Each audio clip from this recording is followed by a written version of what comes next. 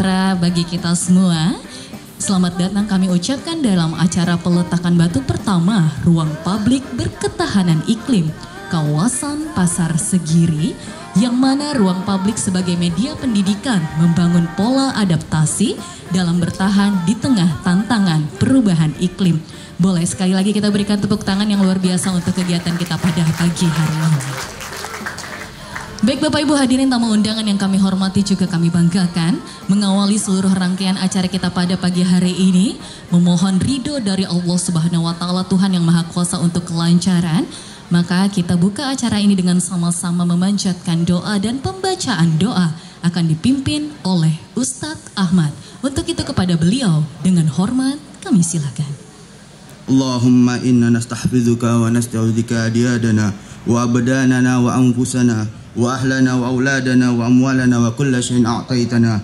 Allahumma ij'alna wa yunfika nafika wa amalika wa idzazika min kulli syaitanin marid wa jabbarin anid wa zi ainin wa zi bagi wa zi hasadin wa min syarri kulli dishar innaka ala kulli syai'in qadir. Allahumma ij'alna bi afiyati was salama wal haqiqna bi taqwa wal istiqamah wa aidan mujibatin nadama fi hali wal mal innaka sami'ud du'a. Sallallahu ala sayyidina Muhammadin wa ala alihi wa sahbihi wa sallam. Subhana rabbika rabbil izzati amma yasifun wa salamun alal mursalin walhamdulillahi rabbil alamin. Wali Kota Samarinda yang terhormat serta hadirin dan seluruh tamu undangan yang kami hormati, selanjutnya mari kita dengarkan bersama sambutan oleh Direktur Eksekutif Kemitraan dengan hormat kepada Bapak Laode Muhammad Syarif SH LLM PhD. Disilakan. Assalamualaikum warahmatullahi wabarakatuh. Selamat pagi, salam sejahtera buat kita semua. Yang terhormat Bapak Wali Kota Samarinda, Dr. Haji Andi Harun, berbahagia bisa bertemu hari ini. Dirjen Pengendalian Iklim KLHK, Ibu Laksmi Dewanti, tidak hadir, tapi mudah-mudahan spirit beliau ada di tempat ini, karena tidak mungkin kita bisa menjalankan program ini tanpa dukungan dari KLHK.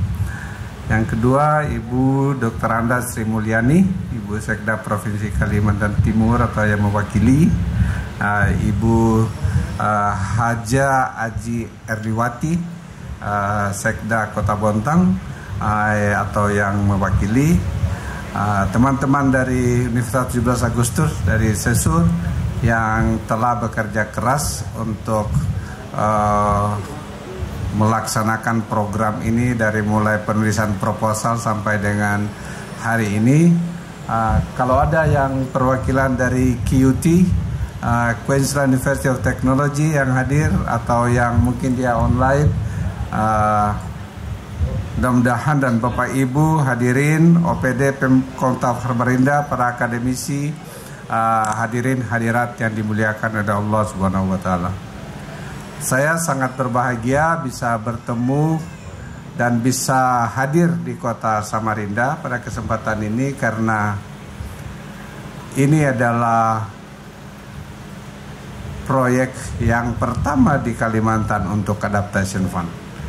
Jadi kita berharap bahwa proyek ini tidak akan berakhir di sini, dan mudah-mudahan insya Allah akan ada proyek-proyek Adaptation Fund yang baru di Samarinda atau di Kalimantan pada umumnya. Ada beberapa hal yang membuat saya merasa menjadi lebih dekat dengan Kota Samarinda.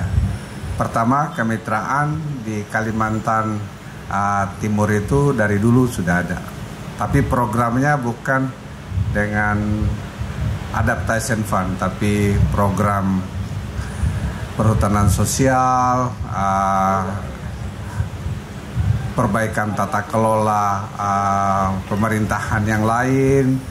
Dan bagi yang belum mengenal kemitraan, mungkin saya ingin perkenalkan sedikit, karena banyak yang tidak kenal, walaupun kami sudah tua. Nama kami itu sebenarnya bahasa Inggris, The Partnership for Governance Reform, diterjemahkan menjadi kemitraan bagi tata kelola pemerintahan. Dia didirikan tahun 2000 setelah Soeharto lengser. Pekerjaan kami waktu itu tidak ada yang berhubungan dengan lingkungan. Yang dikerjakan waktu itu adalah menjaga kualitas demokrasi Indonesia. Makanya kemitraan ikut mendirikan Komisi Pemilihan Umum. Yang kedua, waktu itu zaman Soeharto dianggap sangat sentralistik. Maka kemitraan mulai membantu pemerintah Indonesia untuk memperkenalkan otonomi daerah. Jadi Pak Alfian Malarangeng waktu itu, Pak Rias Rashid, itu orang-orang kemitraan. Yang kedua, di samping itu yang kita tahu persis bahwa aparat penegak hukum waktu itu sangat korup. Maka blueprint Mahkamah Agung itu pertama dibikin oleh kemitraan. Upaya untuk memisahkan polisi dari tentara itu juga kita kerjakan. Yang ngerjain waktu itu Mas Adrianus Meliala dan kawan-kawan yang lain, kemitraan. Dan sampai hari ini yang masih kita selalu tulis, semua tadi tertulis dalam sejarah, tetapi salah satunya tentang pembentukan Komisi Pemberantasan Korupsi. Jadi itu salah satu yang dikerjakan oleh kemitraan. Jadi kalau melihat sejarahnya KPK datang ke kemitraan. Jadi mulai ada buku-buku mencuri uang rakyat dan seterusnya. Oleh karena itu dulu pemilihan komisioner KPK itu selalu tim seleksinya dibiayai oleh kemitraan. Oleh karena itu juga tidak kebetulan kalau orang kemitraan menjadi komisioner di KPK. Jadi mulai dari yang pertama orang kemitraan ada Pak Eri Riana Harjapamengkas, salah satu pendiri kemitraan, menjadi komisioner KPK. Mas Ahmad Santosa pernah menjadi komisioner KPK. Mas Bambang Wijoyanto, senior advisor kemitraan, menjadi komisioner. Saya menjadi komisioner KPK. Sekarang tak ada lagi orang kemitraan di KPK. Mungkin karena begitu jadi seperti sekarang. Jadi ya kami sesalkan. Ada sejarah yang putus ya, seperti itu. Tahun 2010 kami melihat bahwa isu-isu tata kelola lingkungan di Indonesia itu perlu ditangani juga. Makanya kami mendirikan pilar baru di kemitraan itu untuk tata kelola lingkungan hidup. Waktu itu dipimpin almarhumah Amy Haffield. Jadi dialah sangat terkenal dan alhamdulillah setelah waktu itu kami belum organisasi Indonesia. Kami masih bagian dari PBB. Kami masih bagian dari United Nations UNDP Development Program. Tahun 2011-2012 kami merasa mungkin sudah saatnya untuk memisahkan diri dari UNDP. Walaupun masih bekerja sama dengan mereka. Didirikanlah The Partnership for Governance Reform itu menjadi organisasi Indonesia, tetapi sampai hari ini uang kami masih semua dari internasional. Khusus untuk Adaptation Fund dan Green Climate Fund, satu-satunya organisasi di Indonesia yang terakreditasi untuk Adaptation Fund kemitraan. Sedangkan untuk Green Climate Fund ada 2 organisasi di Indonesia yang terakreditasi, yaitu PT SMI, yaitu BUMN di bawah Kementerian Keuangan, dan kemitraan. Jadi hanya 2 organisasi yang terakreditasi. Dan alhamdulillah kemitraan juga telah terakreditasi oleh pemerintah Indonesia untuk menyalurkan dana-dana lingkungan yang dikelola oleh BPDLH. Dan alhamdulillah Kalimantan Timur adalah provinsi Kalimantan Timur yang mendapatkan yang pertama dengan 28 juta dolar. Itu adalah harga dari pemerintah provinsi Kalimantan Timur yang deforestasinya bisa dikurangi dengan baik dan ada tambahannya. Bukan cuma 28 juta dolar itu, tetapi ada sekitar lebih 100 juta dolar yang lain untuk provinsi Kalimantan yang alhamdulillah juga disalurkan lewat kemitraan. Oleh karena itu kemitraan menjadi dekat perasaannya atau hubungannya dengan Kalimantan Timur. Yang kedua, ini adalah serba kebetulan ya. Tiba-tiba Sesur 17 Agustus itu bekerja sama dengan Queensland University of Technology. Yaitu kampus saya ketika saya S2 di Brisbane. Jadi tapi ini adalah sebuah kebetulan yang tidak terurus sehingga saya merasa bahwa sekolah saya ikut kontribusi untuk ini. Kebetulan yang kedua, Pak Wali Kota adalah alumni Fakultas Hukum dari Universitas Hasanuddin yang kebetulan sampai hari ini saya juga dosen di sana. Jadi ketika Pak Wali Kota masuk kuliah, saya tanya beliau tadi, masuk tahun berapa di UNAS? Tahun 92. Saya terangkat jadi dosen tahun 92. Saya masih ingat gaji saya, 80.000 rupiah. Karena itu belum 100% ya. Seperti itu. Jadi banyak kebetulan. Dan ternyata Pak Wali Kota juga bilang tadi, Pak, orang-orang Buton banyak sekali di sini, Pak. Saya bilang, ya itu adalah kebetulan yang ketiga. Oleh karena itu pada pagi ini saya merasa menjadi bagian, dulu cuma bagian program, tapi saya sekarang merasa bagian masyarakat Samarinda. Sehingga saya merasa bahwa ya mudah-mudahan setelah program ini insya Allah akan ada program-program lanjutan berikutnya yang bisa kita kerjasamakan antara pemerintah, masyarakat sipil, dunia usaha dan akademisi dengan kemitraan. Mudah-mudahan ada rezeki yang lain. Oleh karena itu saya juga berharap bahwa apa yang akan kita kerjakan hari ini kita bisa tunjukkan kepada Adaptation Fund yang di Amerika bahwa proyek kita adalah lumayan bagus atau bahkan bagus sekali sehingga perlu untuk direplikasi di tempat lain.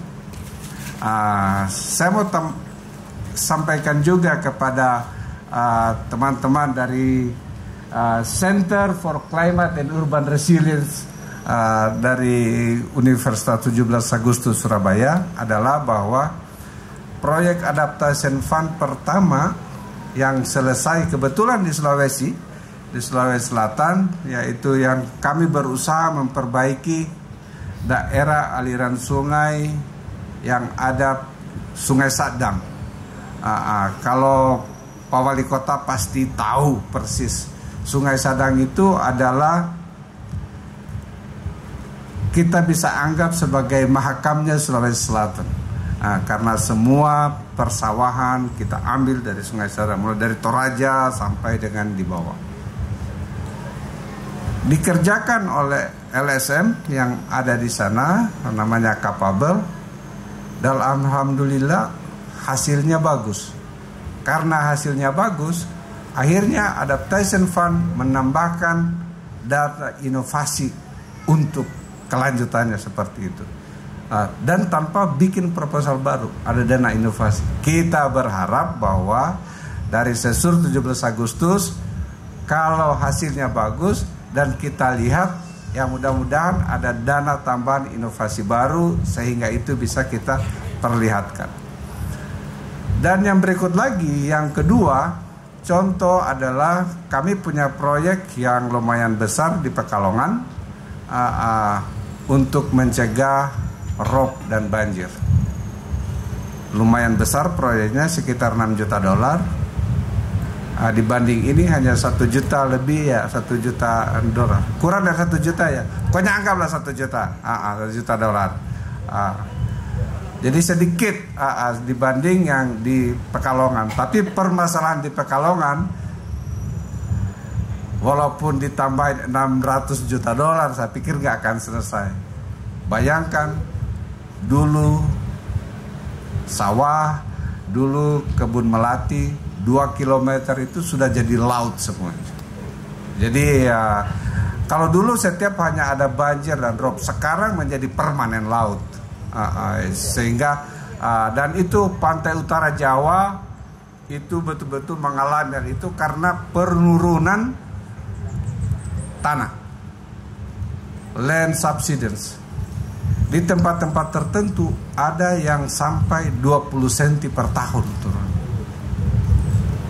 Itu gila sekali.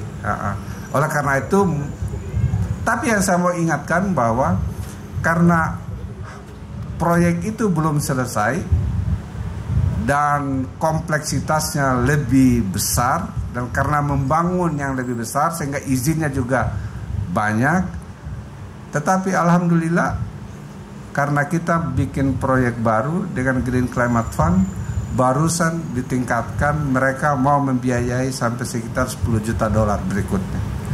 Dulu hanya Kota Pekalongan, sekarang ada Kabupaten Batang dan yang lain-lain. Ada 4 kabupaten seperti itu.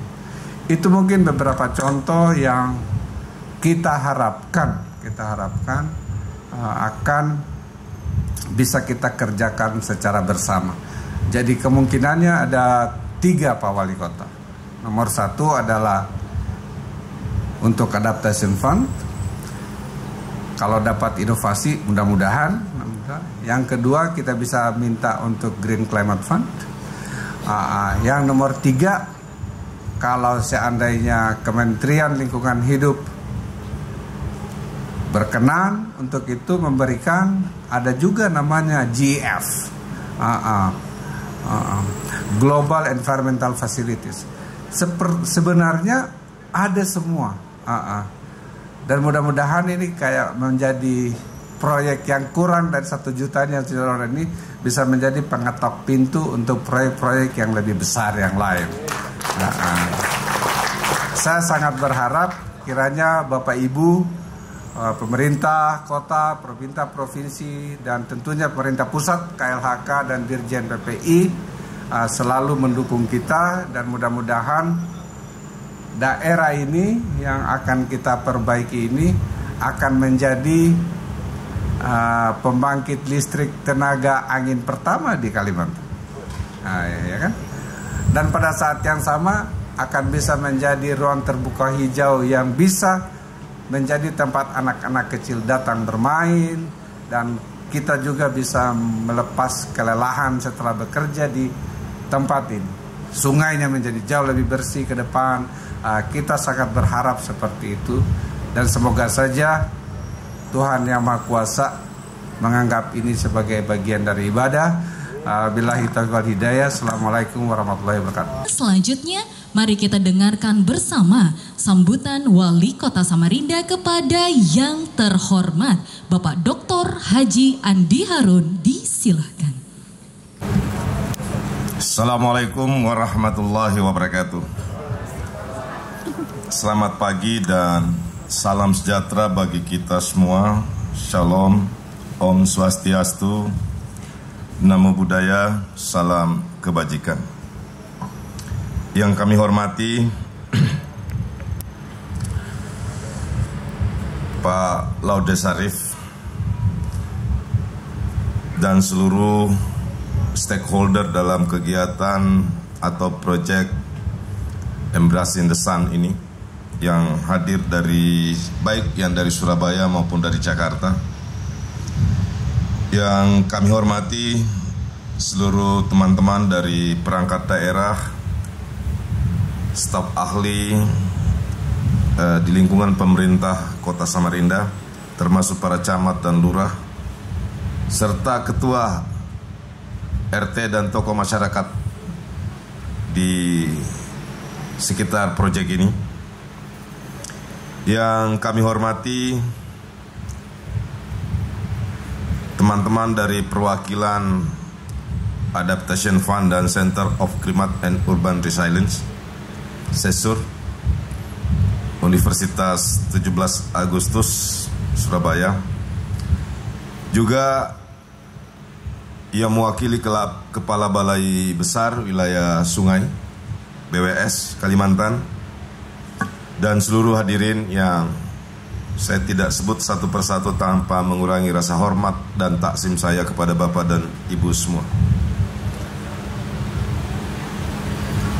Sebagai mukaddimah, sebagai pembukaan dalam sambutan ini, saya mengajak kita semua untuk senantiasa bersyukur nikmat kehadirat Allah Subhanahu wa taala, Tuhan yang Maha Esa. Hari ini, di pagi ini, setelah sekian lama menunggu, cukup lama Pak Prof, menunggu hampir rasanya 3 tahun.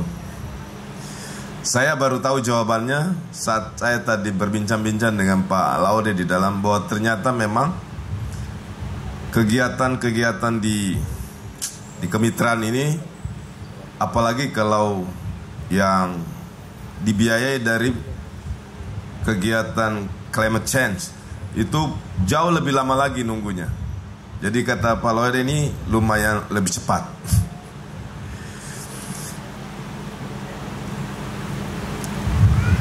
Kita bersyukur karena pagi hari ini kita bisa hadir. Kegiatan yang kita nantikan, akhirnya hari ini kita lakukan groundbreaking, letakan batu pertama. Dan ini merupakan tanda kita bersyukur karena akhirnya dengan penuh kesabaran dan keseriusan yang kita juga tunjukkan, sehingga pihak SESUR dan pihak kemitraan kita bisa hadir bersama hari ini untuk membuktikan atas semua kerja-kerja tulus, ikhlas, dan serius yang kita lakukan selama ini. Bapak Ibu, kita tentu sudah menyadari bahwa perubahan iklim telah menyebabkan peningkatan suhu udara, intensitas hujan yang tidak teratur, dan cuaca ekstrim lainnya di wilayah Samarinda yang berdampak pada kehidupan sehari-hari masyarakat serta infrastruktur kota. Bahkan sebenarnya seluruh wilayah di Indonesia, bahkan di dunia. Saya kemarin Prof mengikuti Lemhanas di Singapura, dan konon katanya ini Lemhanas terbaik karena 3/4 dari kegiatan Lemhanas ini baru pertama kali dilaksanakan di Singapura. Tapi yang saya mau cerita bukan soal Lemhanasnya, tapi materi yang kita dapatkan dan narasumbernya semuanya berkelas, termasuk mantan Perdana Menteri Singapura, Gochoton. Tapi di antara konten dari materi itu, kita sempat datang ke Singapura Mapping. Di sana kita disadarkan bahwa negara seperti Singapura sudah mengantisipasi apa yang tadi Pak Prof Laude sampaikan. Memang berdasarkan semua penelitian, baik yang di dalam negeri maupun di luar negeri, termasuk yang dilakukan oleh ITB dan IPB, bahwa rata-rata terjadi penurunan antara 0,4 sampai 1 bahkan sampai 2 cm per tahun permukaan tanah. Di sisi sebaliknya, pada saat yang bersama setiap tahun juga terjadi peningkatan permukaan gelombang air laut. Jadi memang argumentasi pemerintah diantaranya untuk memindahkan ibu kota negara ke Kalimantan itu tepat. Terlepas dari beberapa dinamika opini politik yang menyertainya, tetapi secara profesional kita memang harus menghargai semua temuan-temuan riset, bahwa untuk kita membuat mitigasi. Bayangkan di Singapura sekarang itu telah melakukan perubahan infrastruktur kota yang kita tidak rasakan walaupun hari-hari ini kita berkunjung di sana. Akibat seperti yang disampaikan tadi oleh Pak Laude, bahwa terjadi penurunan permukaan tanah tiap tahun dan kenaikan gelombang permukaan air laut tiap tahun yang cukup signifikan. 0 sampai 1 cm itu bukan angka sedikit. Ini cukup sangat signifikan. Singapura sekarang udah menurunkan kurang lebih sekitar 4 meter ke bawah. Kemudian fondasi udah naik, dan itu dirancang dengan teknologi yang sangat bagus. Kami sampai nggak sadar kalau hari Minggu itu kan kebetulan libur Lemhanas. Ternyata di bawah Orchard, di bawah Changi Airport udah berjalan proyek itu, Prof. Jadi diperkirakan 2025 besok semua kegiatan proyek untuk antisipasi tersebut udah selesai. Dan betapa kita sadar bahwa kita ini sudah sebenarnya sangat terlambat. Ya. Dan kita harus punya kesadaran bersama terhadap itu. Dan kita harapkan semua pimpinan daerah se-Indonesia yang diberi amanah untuk memimpin wilayah, disertai lebih-lebih dipimpin oleh pimpinan nasional kita, bahwa ada ancaman dan keadaan lingkungan yang kita hadapi jauh lebih serius daripada sekedar hiruk pikuk politik di tanah air. Oleh sebab itu, perencanaan kota, perencanaan daerah juga harus selalu mengadaptasi terhadap keadaan tersebut. Bahkan dalam dunia arsitek sekarang dikenal dengan istilah flashmaking, di mana desain kemajuan kota, desain pembangunan kota harus selalu berpusat pada manusia, bukan berpusat pada sarana fasilitas kota yang selama ini menjadi center dari semua perencanaan desain tata kota sejak dahulu. Demikian juga faktor sosiologisnya. Kita harus berupaya menemukan solusi atas semua desain arsitektur masa depan, agar penduduk tetap hidup di lingkungannya. Kita nggak isolasi. Kan kalau dulu program yang paling populer itu relokasi. Tadi kebetulan waktu di tempat transit, saya sampaikan pada Pak Laude, dan itu mungkin yang membuat ada tambahan nilai dari sambutan beliau tadi. Jadi beliau sudah mengatakan bahwa saat ini, sebelumnya beliau hanya sekedar bagian dari program, tapi hari ini beliau menjadi bagian dari Samarinda. Begitu saya masuk, saya membuka percakapan, Pak Prof Laude, saya bilang di sini tuh warga Buton sangat banyak. Itu juga penutup pintu. Saya mau menuju ke Gunung Mangga. Nah itu camatnya juga saya panggil tadi, udah hadir belum? Kenapa? Tantangan kita semua di Samarinda itu ada sisi dilematis. Saya kebetulan Prof, S1 saya 2. Waktu kuliah hukum, saya juga kuliah tambang di UFRI, ya. Karena waktu itu cuma 5 di Indonesia. Dan waktu itu Prof, kayaknya tambang kan lebih keren dari kedokteran waktu itu. Jadi kalau saya pakai jaket tambang, anak tambang itu kayaknya semua nona-nona itu pada lirik. Wah ini kayaknya cowok masa depan ini. Berbeda dengan cowok hukum kan. Kalau saya pakai jaket hukum, kurang banyak yang lirik. Tapi kalau pakai jaket tambang di kampus tuh, waduh ini kayaknya cowok masa depan ini. Nah ternyata hukum jauh lebih menarik sebenarnya di masa depan. Dan saya ingin mengatakan bahwa kawasan beberapa perbukitan di Samarinda, yang saya maksud dilematis itu adalah, satu sisi kami sadar betul bahwa topografi dan kontur tanah dalam jangka panjang ini berbahaya buat warga. Tapi di sisi lain, tidak mudah bagi pemerintah dan kita semua untuk memisahkan kehidupan yang puluhan tahun di lingkungan. Apalagi kita memindahkan, pasti akan berada di lingkungan yang asing baginya. Nah, ini challenge buat kita. Ini tantangan buat kita, bagaimana menemukan desain yang bisa di sisi yang satu bisa di masa depan mereka bisa terhindar dari potensi longsor dan ancaman lingkungan lainnya. Tapi di sisi lain mereka tetap di situ dan bisa melanjutkan kehidupan yang harmoni yang berpuluh tahun mereka telah langsungkan di sana. Toh kalaupun kita relokasi belum tentu juga bisa ditempatkan pada tempat yang sama. Dan kita punya pengalaman di Samarinda, Pak Prof, Bu Prof.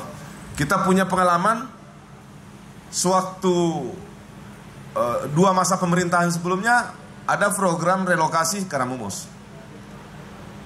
Ada yang terpencar-pencar, jangankan antar warga, tapi antar keluarga terpencar. Karena relokasinya di 2-3 tempat yang berbeda, ada yang di utara, ada yang di selatan. Tapi kalau misalnya pendekatan baru, new approach yang kita bisa lakukan di Gunung Mangga, namanya Gunung Mangga, Prof. Gunung Mangga itu kebetulan di sebelahnya sekarang lokasinya pembangunan terowongan. Dan terowongan yang dibangun ini kita udah adaptasi. Bukit atasnya kita nggak ganggu, hijaunya kita nggak ganggu, jangankan pohonnya, rumputnya pun kita nggak ganggu. Tapi kita memakai sistem pemboran, jadi 7 meter masuk, baru kita bor lagi, 7 meter masuk, kita bor lagi. Sehingga memang agak sedikit lebih pelan daripada pekerjaan tunnel-tunnel lain di tempat lain. Karena kita ingin mempertahankan keadaan lingkungan yang ada sekitar. Nah, disitulah Gunung Mangga. Kalau jalannya namanya Jalan Otto Iskandar-Dinata. Sebenarnya jalan itu adalah jalan provinsi. Di kiri kanan itu adalah bukit pemukiman warga Buton. Pada umumnya hampir 100%. Saya kemarin dengan Pak Herwan, pagi hari kemarin dipanggil syukuran warga. Karena mereka sangat bersyukur setelah puluhan tahun baru kemarin mereka merasakan air bersih PDAM. Kita juga buatkan hidran karena di sana rawan potensi kebakaran. Karena rumah-rumah mereka itu rumah-rumah panggung yang berbahan kayu. Kemudian sangat padat.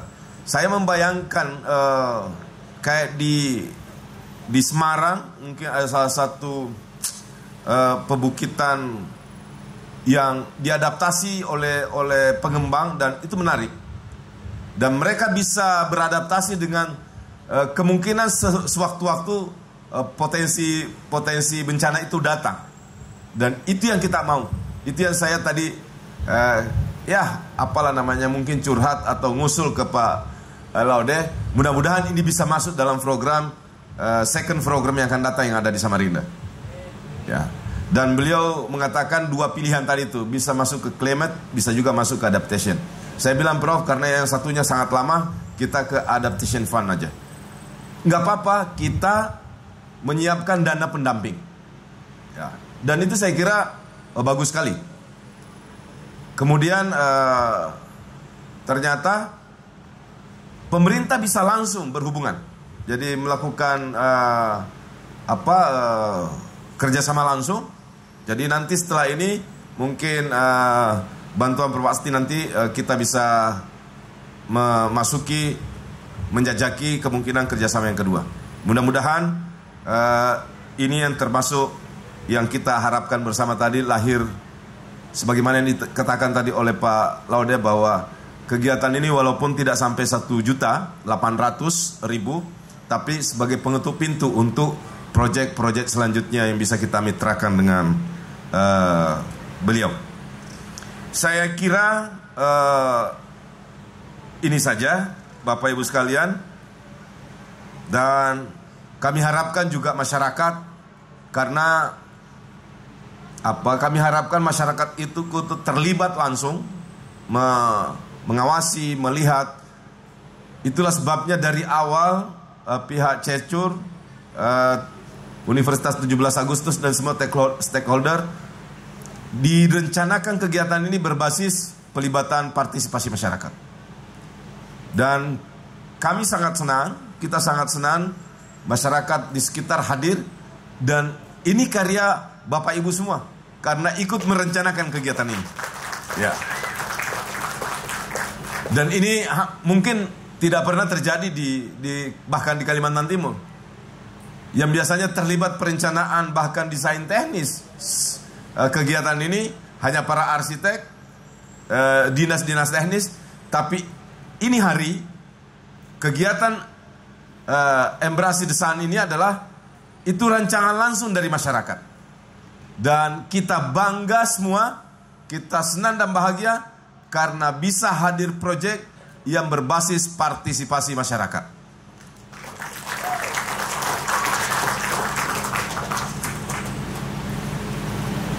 Saya kira ini saja. Terima kasih yang sebesar-besarnya atas semua partisipasi.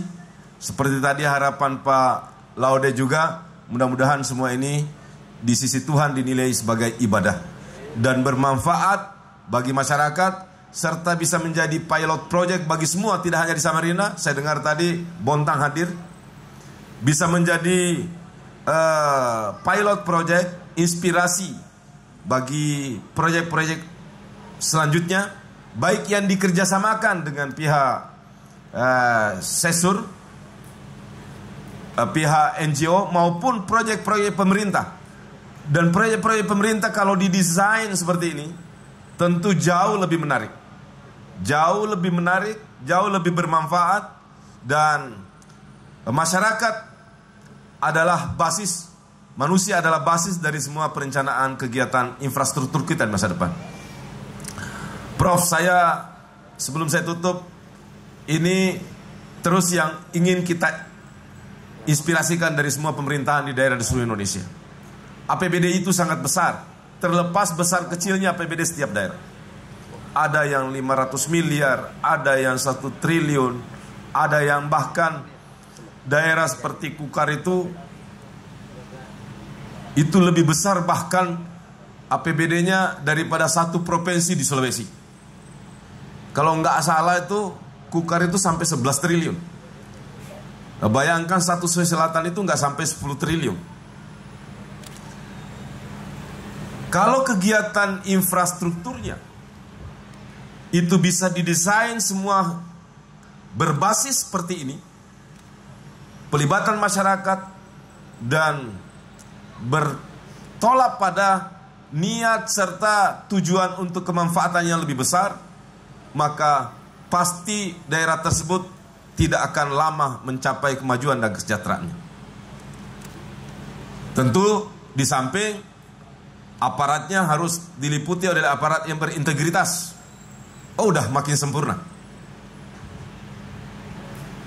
Mudah-mudahan kita bisa semua menjadi itu, menjadi seperti itu, dan bisa menginspirasi generasi di semua tempat, supaya Indonesia ini benar-benar seperti yang diharapkan Bapak Presiden dan pemerintah, 2045 mestinya bisa menjadi Indonesia emas.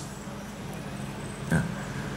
Saya kira itu Pak Prof dan seluruh tamu-tamu kehormatan baik dari Jakarta maupun Surabaya.